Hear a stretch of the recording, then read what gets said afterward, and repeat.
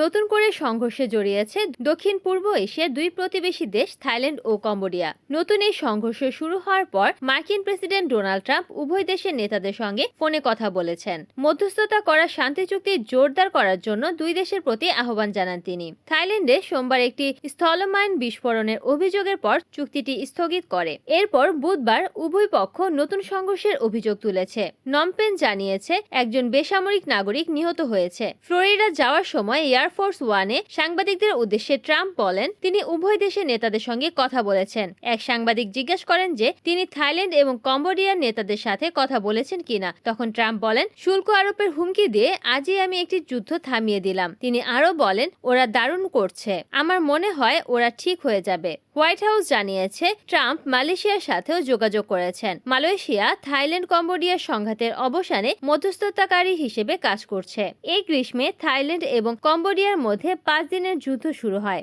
যুদ্ধবিরতি কার্যকর হওয়ার আগে এবং প্রায় 3 লাখ মানুষ বাস্তুচ্যুত হয়। থাইল্যান্ড ও কম্বোডিয়ার মধ্যে সীমান্ত নিয়ে শতাব্দী প্রাচীন এক বিরোধ রয়েছে, যা ফ্রান্সের উপনিবেশিক শাসনের সময়ের মান্ত্রের ওপর ভিত্তি করে। দুই দেশই কিছু সীমান্ত মন্দিরের মালিকানা দাবি করে আসছে।